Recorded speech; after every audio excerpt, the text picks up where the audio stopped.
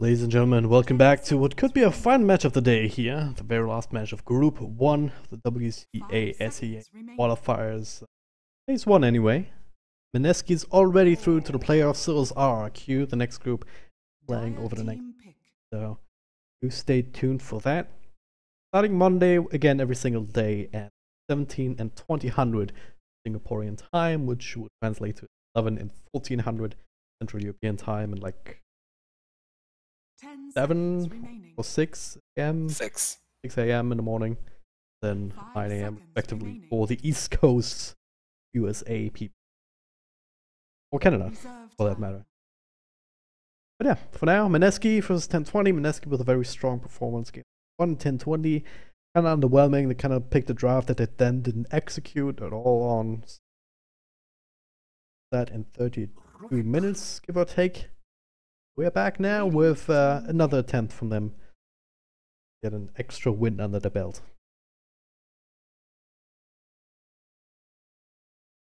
Yep, and from the get-go, once again, Mineski banning the most threatening heroes from 1020, and also 1020 banning their most the hero that they dislike playing against the most, Bristleback, on top of the Underlord that we saw featured in the past game that was quite annoying.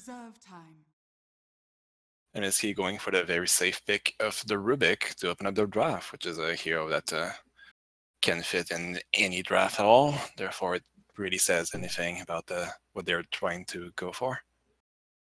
Gives you a lot of things. If you're 1020, you have to think twice about what heroes you pick, and some heroes have like 4 spells that are extremely good for Rubik to steal. So you want to try and avoid those and try and get someone that can deal with that.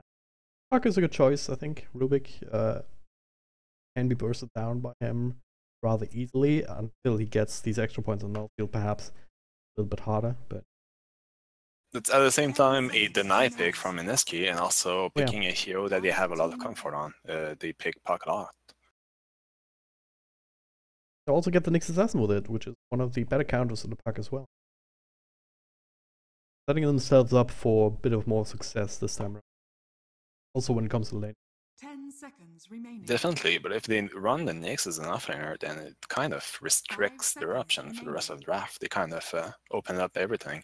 Unless they go for a surprise carry, like what we saw the last game with the Medusa, then they're pretty much an open book for the rest of this draft, I feel. I don't know, I mean, Nyx Assassin's flexible enough. You can also run him in net 4 position. Puck as well, of course, mid or off lane, so there's... I think there's enough ambiguity here for 1020 that Mineski cannot really be sure. But if those heroes are forced to play their less effective roles, though, that really weakens their draft. Yeah. However it goes, that's the thing that I'm afraid of. And Mineski going for the Night Stalker, typically play for the 4 position, trying to control the tempo of the game. Very effective hero.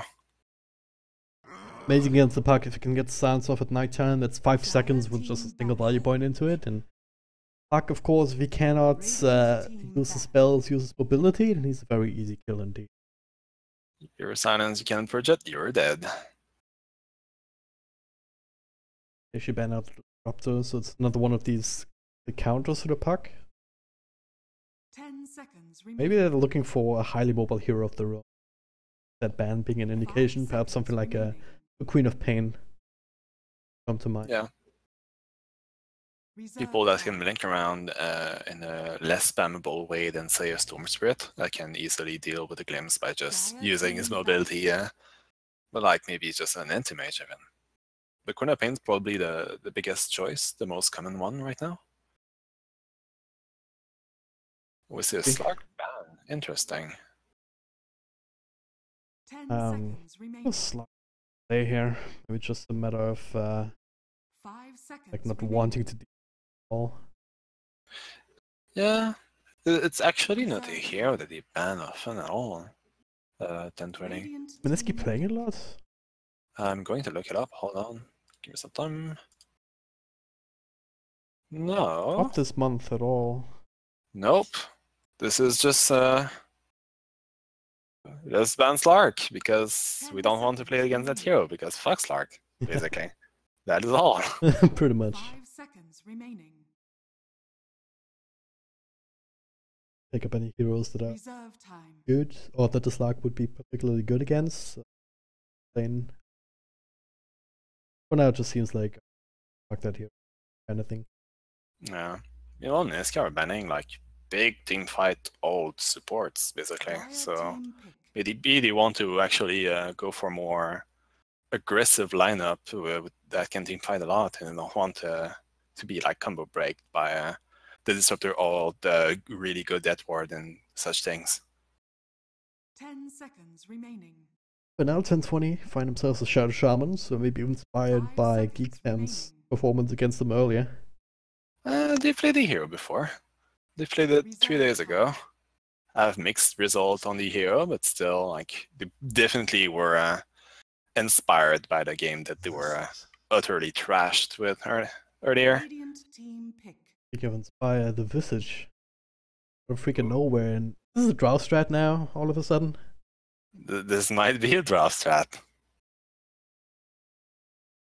It'd be a bit weird with my soccer though, but you never know. Flip's question is, 10-20 want to pick it up themselves now, because you do have a pack who can benefit greatly from it. Shadow Shaman to some degree as well, and like having one melee hero is not. It will make their lineup like very easy to just like for Mineski to just pick 2 other like mobile tanky heroes and just run 10-20 over, right? Yeah. That's kind of the weakness of going for that. And Mineski's thinking as well, just if they go for the draw, then we pick these kind of heroes to run there and have outdrafted them. Then they're 10-20, not falling for that trap. They get the Lycan, very good against the draw as well. You can just pop your ultimate runner down. So if Mineski won't pick that one up, they're gonna have some issues with that. So as the Nyx, Puck is also gonna be very mobile. Shadow Shaman's also gonna build a blink. So the combination of Nyx and Shadow Shaman can provide Lycan the lockdown that he needs to just kill heroes, and also it gives them a second hero that's really adept at split pushing. Howl is absolutely, especially at nighttime. It's the classic counter picks more or less to the Night Stalker. It's gonna be nighttime more often, so you have a higher chance of getting that extra value out of the Howl. That Howl is so insane. Still think that the number should be a bit retooled, but like I can still not like that's what the hero has right now, right? Yeah. The hero's not that popular, so like why nerf something that's not picked? But still, like it feels absolutely absurd to play again. Sometimes just yanking someone and like boom, I press a button, I have 400 more HP. Since when is Lycan Chen? What happened? I know, right? That's like a Hand of God. I think Chen's Hand of God got buffed slightly last patch, so like yeah, it did. 475 heal, but still, that's level 3 Gen ultimate, I believe. Well, level 7 Lycan can just have that. Yeah, exactly, on the 60-second cooldown. That's quite good. 40 seconds even. No, wait, 45 seconds. At max level. Annoying here to deal with, but Mineski get themselves the Invoker, so and here that can control try and give the space towards the Draw Ranger.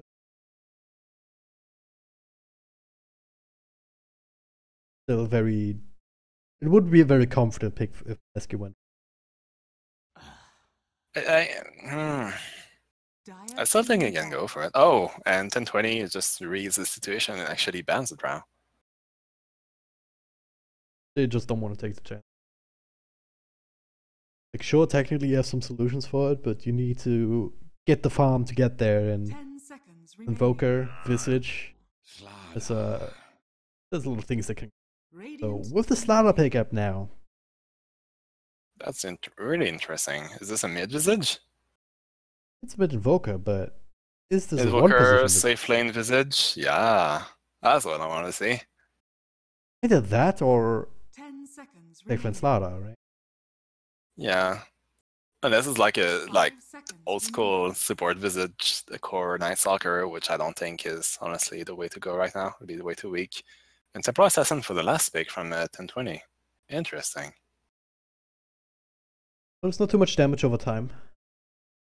Not from the Invoker It's meatball. basically avoid the meatball and don't get peeped by the birds, and that's pretty much it. Was a pretty good matchup in the middle lane, notwithstanding any situation. Yeah, definitely. Okay.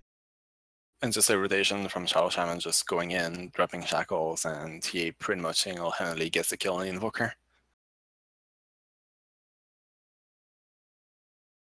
But yeah, it goes back to what you said at the beginning of the first game in the draft. Like this is the time to experiment for Mineski, to try and throw out some test out some curveballs.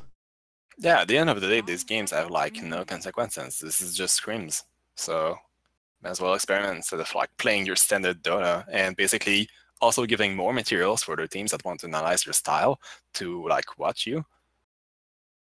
So like just do weird things, do new things, pick new heroes, and then like you're not really giving people material other than like, oh right, like that one time Mineski picked Visage and they played it as a core. Like, yeah, you're going to watch the game and you're trying to analyze it, but like it's not enough data for you to make a really solid game plan about it.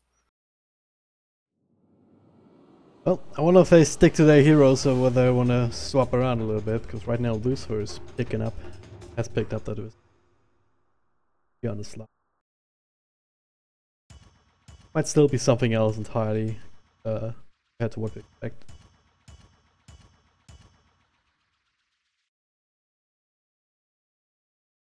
Ladies and gentlemen, game number 2.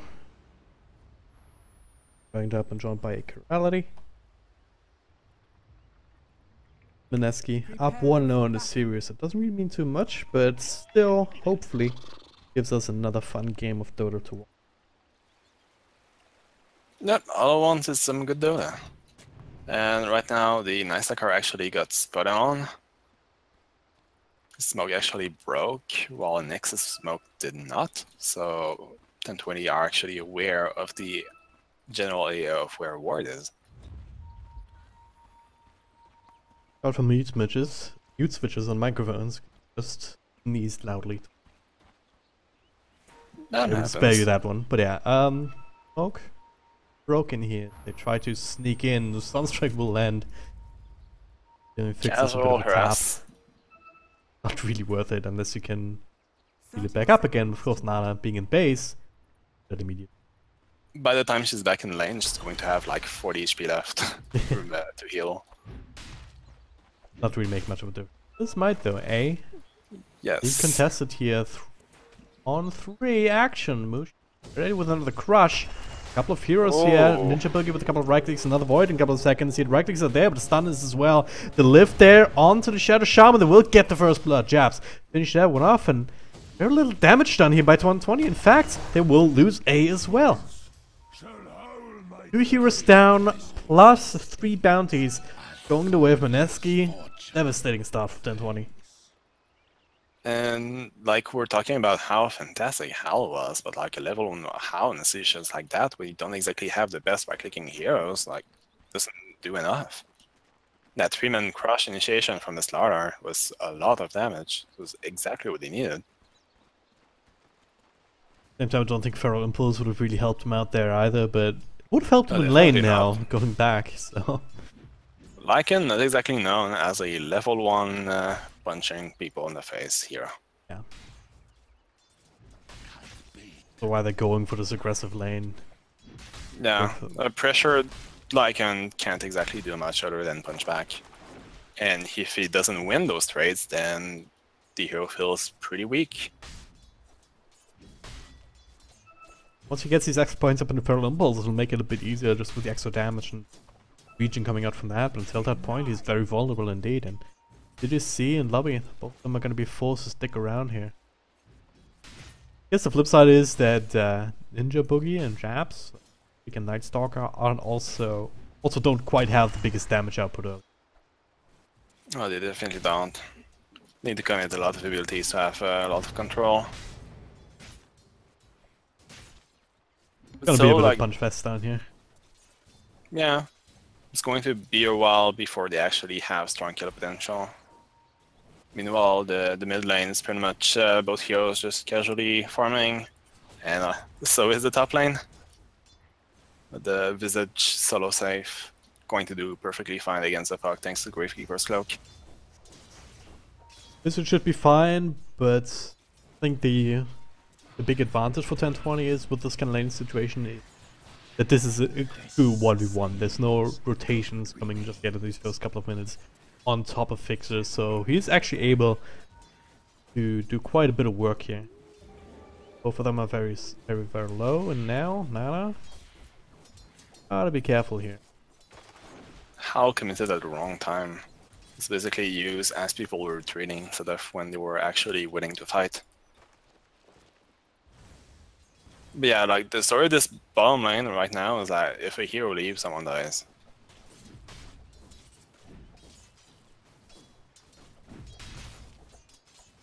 Well, at the very least, I can't miss first blood.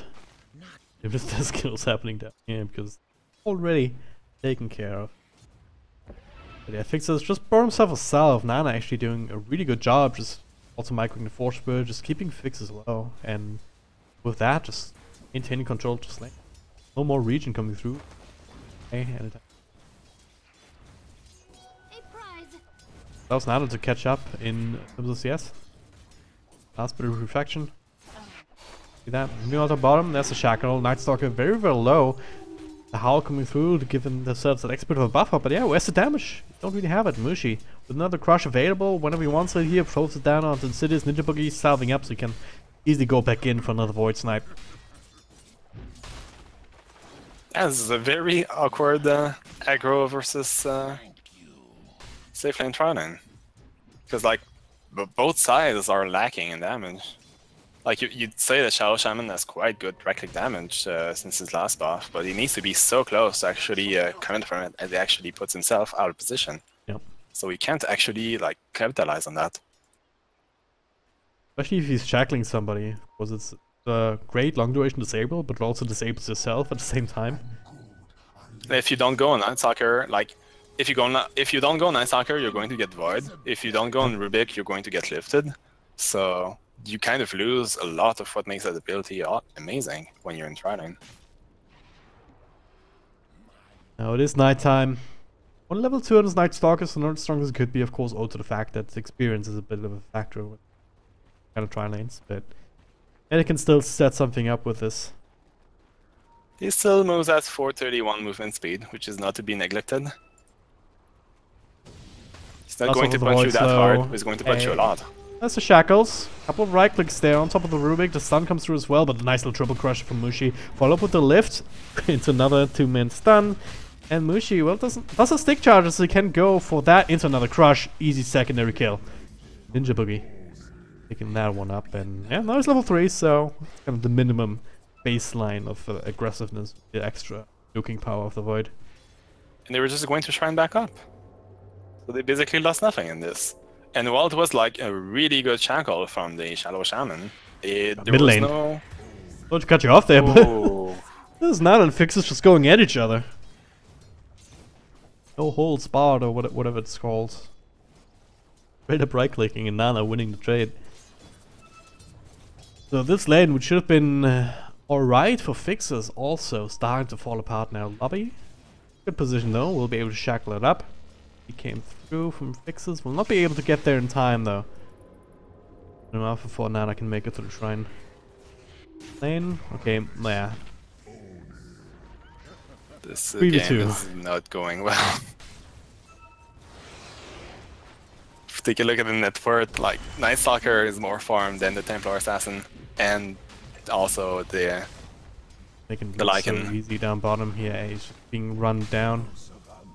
There's the ultimate TP trying to help, but now, well, guess there's not a whole lot of mana to work with, but once again, stick charges for Mushi whenever he wants to have another crush. Extra TP, and now from 2D on the park, who's kind of one who had the best time on 1020 so far. Going for more, does he have the coil available? He does, yeah, that's an extra kill. That comes through, not gonna land. Yeah, they did kill Nana though, yeah. Yeah. At the stage of the game that they are currently, like, every kill counts. And now Lobby turns here towards Lucifer as he goes in on top of Lycan, shooing him away.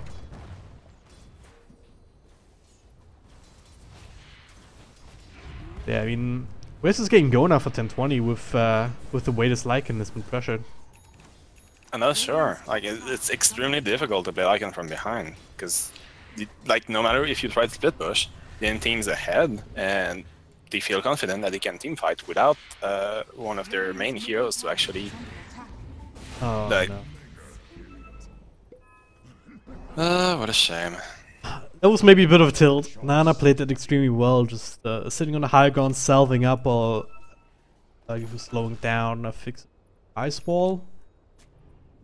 And then just staying alive long enough as he committed for the kill for the rest of his team to come through. Meanwhile, another fight up top. Louis lifted up into the air, full of nukes, easy kill. Nothing that he can do. I mean, this is Mineski just following him. Not just in lanes, but also towards the tier 2. Sunstrike will finish him off this time around. And this is a level 4 Lycan. It's almost 8 minutes in the game. This is going from bad to worse. And really, like, your only comeback is Lycan. It's either like your team spoon feeds you a really nice team fight and you manage to get some kills, or you split push and get tires.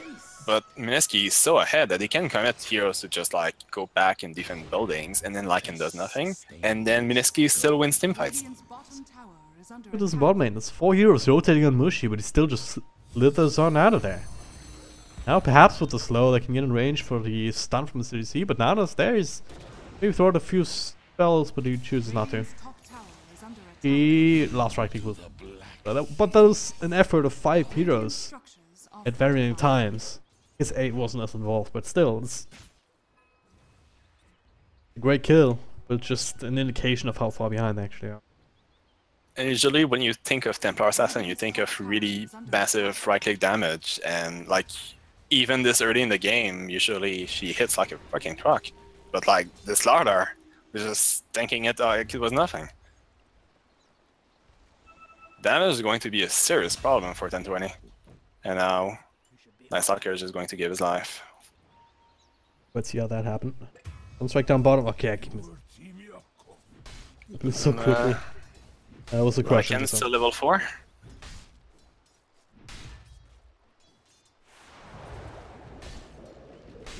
Gotta try and find a way to stabilize. Find some space for Lycan somewhere, but Mineski matching his movements every step of the way. And every time Lycan shows up in lane, Mushi can just use the cursive haze on him, and then killing him becomes super easy. On CDC. Didn't see Luby though. Shackles follow up with a stun. And this should be a kill. Maybe, maybe not. Doesn't go for the crush immediately because he was expecting the spike carapace. So far so good. Another sprint in a second. Ninja Boogie ready with the slow onto the CDC. Mushi will be able to stay alive just a little bit longer. No TP though, so he's gonna have to play this game a little bit longer. Eventually won't be able to make it. All he had to do to score the kill earlier was just to for the Lycan to actually cast a howl, but he decided not to, and he did have it that ready. And instead of being clean, it was a kind of stupid chase. Of time being wasted if nothing else. Meanwhile up top, Lucifer. We haven't talked too much about his visage. He's gonna claim a tier 1 tower before long. He has Medallion going straight for this Solar Crest build. I mean, how does the visage fit into this, like, going forward?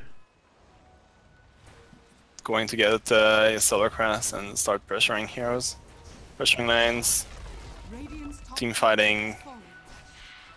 The hero can do pretty much anything. Like, his team is already winning the game for him, so he has a lot of flexibility in what he wants to do next, and the item base that he wants to go for. So just, I mean, if this is the scoreline without the visage really being involved, and just imagine what happens when he starts throwing. Mineski start playing actually 5 men, 5 on 5. Now Sunstrike will be dodgy with 2D's more forward, and CGC utilizing that ultimate to great effect to grab the kill on support. Now Lucifer being body blocked is a bit of an issue, because can't really fight up against the puck with the phase shift up and running, so, well. Nice little series of events here. 2D's starting to drop low, but they will get rid of the wards, with the familiars. And they get the familiars, and they were resummoned recently. They don't have familiars for the next 2 minutes. Big deal. Mid lane though? Well, maybe that'll repair some of these issues. Fixer.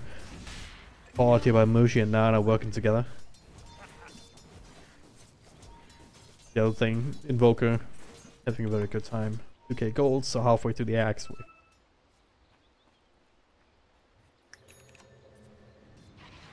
Yeah, you can possibly go for it. Just at nighttime. Interesting build from Ninja Boogie. Actually not going for the ultimate straight at level 6. Didn't have that extended nighttime. Yeah, I don't know about that. Maybe just wanted the raw damage to be able to be more effective at day, but then why not have your ult so you can be more effective at night instead?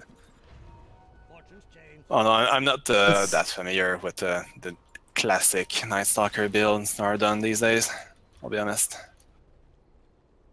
I think it's alright because you want these 2 points up and hunt on the night. In most games I think you skip the Crippling Fear. This game is just strong though up against the APAC and even Temple Assassin. Anyone really that he goes on. Even Nyx. And then you just also want the extra nuke damage from the Void, which scales extremely well if you look at it. Yeah, like from absolutely. 162 to 55, which is point. Like I can understand it. That background. But yeah, it's especially since maybe if by the time you hit level 6, nighttime's going to happen, and you have the 4 next minutes to that Korea snipe. The risk with that comes when playing against Nyx Assassin and other Invis heroes. Yeah, as I was saying, if you hit your level 6 as Night Stalker like just before the second night, and then you know that you can hit level 7 before the day happens, then yeah, it's perfectly fine to skip the ultimate at level 6, because you know that when you're going to need it, you're going to have it because you're level 7. Oh. Bar hasn't really been able to put these extra points to good use since nighttime started. So far so good for 1020. Templar Assassin trying to come back by just doing the classic farming ancients. Still gonna need a while though. Here's the Blink Dagger queued up, which can be difference maker if you Blink Melt Strike somebody. That's even without a Desolator, a good amount of damage coming through. Especially up against some of these squishier supports. The only thing that hurts our jungling is not just our damage, but like the small, how do you call them, prowlers? Yep. The abominations of nature that give like 10 HP regen per second. That really makes farming ancient stacks hell. Like this early in the games. These new ancients, I hate them so much when I have to try and clear them. They're the worst. Their AI makes no fucking sense. They sense a low HP hero, they just go out of their way to be like, fuck you. Well, Mineski, he did throw out a scan, so they knew that Tootie was sitting in the woods just waiting for an opportunity to come in. He does have the Blink Dagger, so that's a consideration of Mineski you have to make. Go for this push. Just spread out enough, Mushi in the side, starting to throw down these corrosive hazes for the extra vision. I don't know if they can even defend this tower properly, because yes, there's initiation in the form of the puck with the Blink Dagger right now, but is there a really strong follow-up? Not really. I mean, like in still level 7, he gets going on right now. Mushi, well, we'll get the crush. Oh, what? Okay. Let's him go. Go. That's fine. It's exactly what I'm talking about. Like every time Lycan wants to try to split push, they just commit one hero to defend, and then Lycan does nothing, and comes back to slowly farm jungle. It rinse and repeats forever. It's pretty miserable time to play Lycan. Oh, Lucifer might be caught with stuns being missed though, and well, the Radiance Courier dies, so they get the revenge in that sense. Not sure where that happened, but now Nyx Assassin drifted back into a couple more right clicks. Another Just basically the Query buying these items to the Nyx that was just way too deep. Just got intercepted. Small mistake that could have easily been avoided. 10-20. Kind of tumbling around from situation to situation. Feels like they can't really have a game plan beyond just try and find your farm, then hope for the best. Pretty much, yeah. It's not exactly the most how to say it. the most dictated game by your heroes. It's just pretty much like we pick heroes and just go with the flow. Well, I'm pretty sure that, Mineski like, holding all the cards, and with the solo crest, and of course the amplify damage on me. And make it very easy. there's really nothing that 1020 can do about it, except like Puck going for Aegis still play, but still. It's not exactly what you want to do in this situation, necessarily. Never Blink Dagger and Temple Assassin goes straight in, the crush comes through, plus the tornado as well, the Aegis onto Lucifer here, stunt come through, they did get the Invoker, they will get the Aegis straight off the bat as well. Actually a good fight for 1020 here, if they can continue that into more, that'd be great. Mushi not being right-clicked down, now the silence onto Puck, on top of the hacks, stolen there from the Rubik, so he'll die to Lycan as he walks in. 3-for-1 trade so far, and Ninja Boogie will just has to fly across to the other side. Well, damn, I actually stand corrected. This is exactly the fight that 1020 wanted. Yeah. They burned the Aegis, they killed 3, including 2 cores, including the most farmed hero in the game, and you're just going to get a tower off of this. And the only thing you traded is the Puck. Yeah, everything's perfect. I think the blink in from Fixus made all the difference there, just being able to get that damage in, take care of the Invoker, and run straight off the bat. Did get off one spell, but that's about it, I think. Yeah, absolutely. Oh. I was thinking that it would be much harder for 1020 to actually do the follow-up to this, but apparently they just executed properly. Now, more comfortable position here. Looking at the graphs, it was about a 6k gold lead, cut down by about 2k. Of course, the Aegis not in the hands of Mineski to pressure the tier 2s comfortably with. Translates into more space. The Templar Assassin already has, so on the back of that fight, the Mithril Hammer, or the first one going towards the Desolator. Yeah, it's going to be a very impactful item. Going to actually allow TA to actually try to, I say the word actually way too much, just snipe Rubik in the back of the fights, or even like try to burst the Night Stalker. When just like getting Invoker to half HP just at the beginning of a fight is pretty massive. So he needs to actually play more passive and actually try to retreat instead of focusing on throw his spell as many people as possible. And we're going to see 2 smokes happening at the same time. Tips in the night here, but Mineski will be watching, then they'll have realized that Lubby throwing down a Aether Shock, but instead they find the Puck. That's a nice little kill get. Not quite in a position to trade easily for the tier 2, at the same time 1020. They're right there, they have a Lycan. And they have Serpent Wards. Yeah, Serpent Wards equals 3 towers. We saw that in the series earlier. Oh yeah. With the Bamboo plays. Fortunately for Lobby, he's quite far away from Blink. Make these kind of things much easier, let alone the Refresher Orb. No, the Shadow Shaman's playing a real 5, unlike Bamboo. Playing like a 3.5. Oh, it was a full 3 that game. Yeah. Well, by the mid lane, silence, nuke, Sunstrike. Okay, dodged. Now actually starting up the Invoker in the backlines, nothing coming off of that. And now Lycan actually gets control up and burst it down from full health while in his ultimate form. Didn't get the armlet off even. And now Nana, okay, followed there from 2D, gets the control off with the coil as well. Nana able to stand in this and stay alive though. And then now it's Mineski's turn to just heal heroes one by one. And 1020 just didn't quite find the right series of spells. And of course, especially Templar Assassin dying in the middle of that was a big deal, and now the Blink Crush will miss. Really dodging that one out.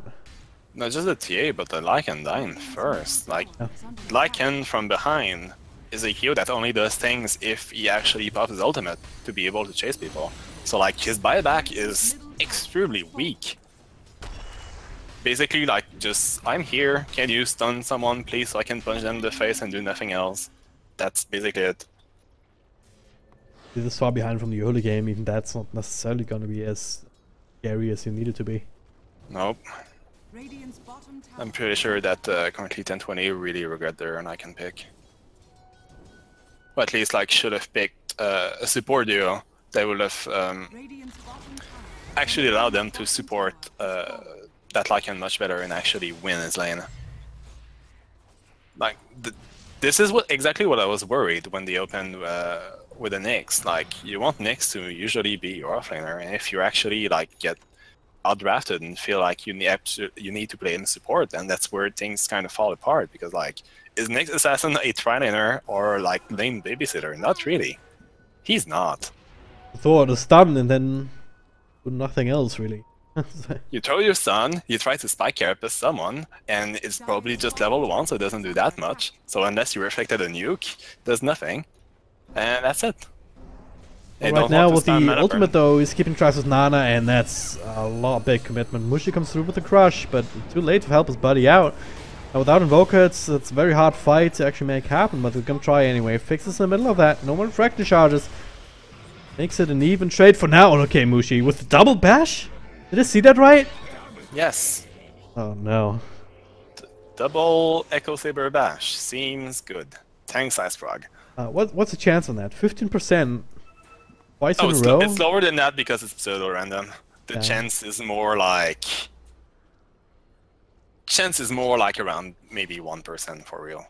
Like, not even exaggerating. If you look at the pseudo-random number, the chance to land a bash on the first hit and slaughter is like 8%. Unless you... with your random though, you can fuel it up, so like, we didn't see how many hits he did. Like, that's a tactic that teams use sometimes. Just hit a couple of creeps in the jungle, then after like 4 or 5 times, if you didn't get a bash, then you can almost be certain that you get a bash in the next couple of hits.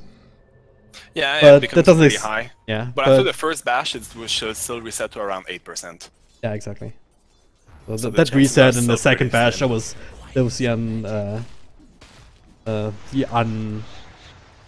words now. Well, the crush comes through, so we'll be able to finish up the puck. Yeah, absolutely. In the past fight, like it was great that he could just blow up this Invoker, and that's the power of the TA once she gets her Deso. But like in doing so, they were just so out of position with no escape, tanking a tower with their entire team rotating to actually deal with them.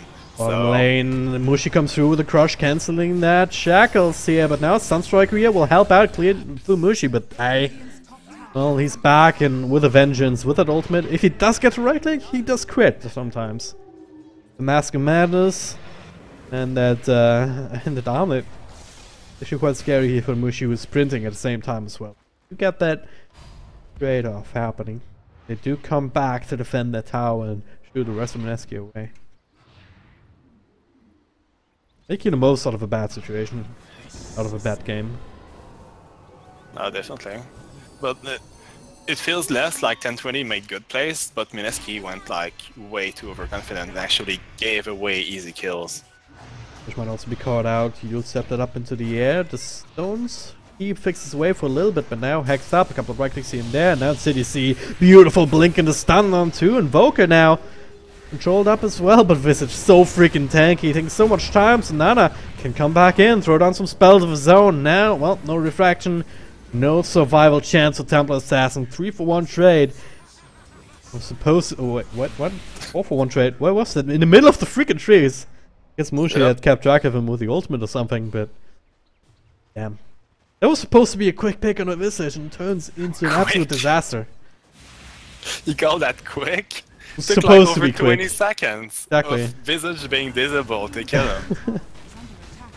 Freaking Solar Crest, man. Solar Crest plate mail, even Deso TA couldn't punch through that quickly. Yeah, it's insane. But like, this Visage has 23 armor without Gravekeeper's Cloak, plus the mischance, plus the tankiness of Rotovator, so just, yeah. This might even be like 2 sets of Raxes, if they count for it. Or at least the one, the Mail Rax will also die. Runs back alive in 1020 though. Doesn't come through with a blink across. Didn't quite find the stun before it gets silenced up though. Ninja Boogie right on the money with that, and now next Assassin might just be dying first. Here, Crush as well, the follow-up on Templar Assassin. Now Fixes has to run away, cannot really contribute to the fight. A in the middle, trying to do what he can, but he's controlled, disarmed, everything with Invoke in the backlines. That's a beautiful stun though. Coming through finally from Next Assassin after the buyback. Sunstrike to turn us around. A taking so much of this, and Rubik, even with the stolen Wolf, unable to walk away, but no. A double crush from Mushi. They will get Ninja Boogie, another great stun from Insidious C, but it's just a little too late. They don't have the follow-up fixes being taken care of. Instant buyback. Now finally Mineski might decide to call it quits, but Lucifer, well, maybe he has different plans. Has an Atos to throw out, follow from Mushi with a crush. Now the bashes come through, but well, he's sitting very low in health. Turi, uncontrolled. Able to take out that, set it up for Fixos. Actually being slowed down, gets crushed up as well, and the nukes from Lucifer finishing him off. They're all dead indeed, says Japs. And now Turi and City C are gonna have some issues dealing with this guy. Lobby rejoining the party. Will they be able to get the Visage? Yeah, I wasn't gonna call it until it actually happened, because we've seen crazier things happen in this game. And they also finish up these words. God damn, what is that fight? What was that fight? Madness and stupidity, question mark? Yeah. A lot of things happening. Yeah, like, just the beginning of the fight was showcasing how difficult it is for Lycan to actually stick to people and kill them. Where, like, it's just like, okay, who's the easiest person I can kill first? Oh, it's Rubik. So it just goes on the Rubik, and Rubik just lifts in, steal his ult, and just use his ult. Wanna still chase Rubik now? No, you can't. So, okay, well, I went out of position to try to chase him. Now I need to go back in the fight and find the proper target. But my teammates already use their stun and things like that. Therefore, like, I need to chase people that don't really care about me. And just get controlled and dies. It's just sad. He desperately needs that PKB to be able to actually right-click in these fights, because then things are a little bit different, because apart from the bash, the right-click bash from Slada, don't actually have anything that goes through that in the control. That's a long way off. Just has a hard time finding the money.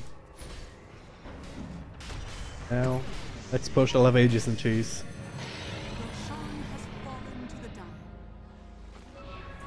Oh, Lobby.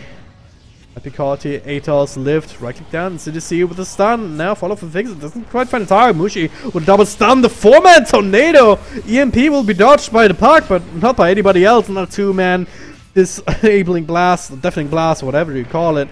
Japs, he's taking some pressure, but now A hard with another route, trying to TP out, that's what can happen with the cold snaps on top of Yunana. Well, he shows off his BKB and says, fight me, bro. Fight me. Temple Assassin. Chase down Mamushi on the other end of the fight. That's Sunstrike. Almost taking care of Tootie, but yeah, they have a buyback on the Lycan, but it doesn't even have his ultimate to work with. Yeah, exactly. No coil, Lycan does nothing. so left, bro. You're not worried about anything. If T buys back, then maybe, but like still, they can just like man fight and win it. Well, Tootie, all he can really do is do puck things and play around them. Good stun there from his C, but just a little too late. No damage. Will be in the full set of mega creeps unless I want to get some more kills outside of the freaking fountain.